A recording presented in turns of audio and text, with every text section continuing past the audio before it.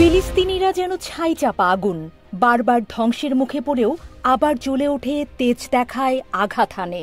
গাজায় ইসরায়েলি হামলার মধ্যে থেকেও থেমে নেই প্রতিরোধ।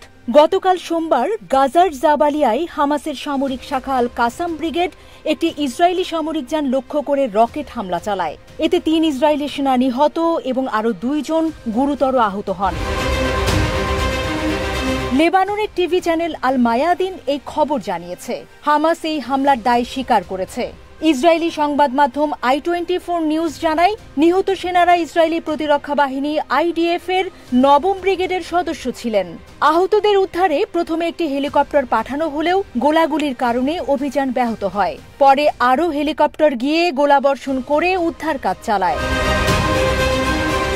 হেলিকপ্টার লক্ষ্য করে গুলিও ছোড়া হয় বলে জানিয়েছে IDF।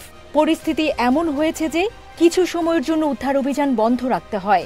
ইসরায়েলি সেনাবাহিনী একে পরিকল্পিত এবং ভয়াবহ হামলা হিসেবে বর্ণনা করেছে। এই ঘটনার পর গাজায় ইসরায়েলের বিমান হামলা আরও বেড়ে যায়। সোমবার সারাদিন গাজা উপত্যকার বিভিন্ন জায়গায় বিমান হামলায় বহু ফিলিস্তিনি হতাহত হন।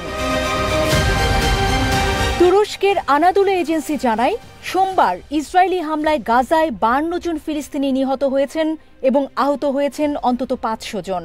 ২০২৩ সালের অক্টোবর থেকে ইসরায়েল গাজায় সামরিক অভিযান চালিয়ে আসছে।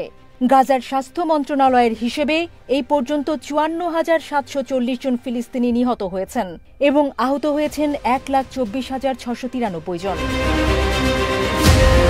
স্বাস্থ্য মন্ত্রণালয় আরও জানিয়েছে, বহু মানুষ ধ্বংসস্তূপের নিচে আটকে আছেন, রাস্তায় পড়ে আছেন।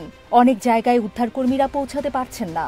হামাস অভিযোগ করেছে, ইসরায়েল সাধারণ মানুষ, হাসপাতাল এবং চিকিৎসা কেন্দ্র লক্ষ্য করে হামলা চালাচ্ছে। এতে নারী, শিশু এবং বৃদ্ধরা সবচেয়ে বেশি ক্ষতিগ্রস্ত হচ্ছেন। অনেকেই চিকিৎসা পাচ্ছেন না। হামাস বলছে, এসব হামলা আন্তর্জাতিক আইন লঙ্ঘন করছে এবং যুক্তরাষ্ট্রের সহযোগিতায় ইসরায়েল এর অভিযান চালিয়ে যাচ্ছে। এদিকে যুদ্ধ থামাতে আন্তর্জাতিক পর্যায়ে আলোচনা চলছে। নিউ ইয়র্ক টাইমস বলছে, ইসরায়েল ও হামাস উভয় পক্ষই যুদ্ধবিরতির কথা বলছে, তবে একে অপরকে বাধা মনে করছে। হামাস দীর্ঘ যুদ্ধবিরতি চায়, ইসরায়েল চায় স্বল্প সময়ের বিরতি। ইসরায়েলের ভেতর থেকেও যুদ্ধ বন্ধের দাবি জোরালো হচ্ছে।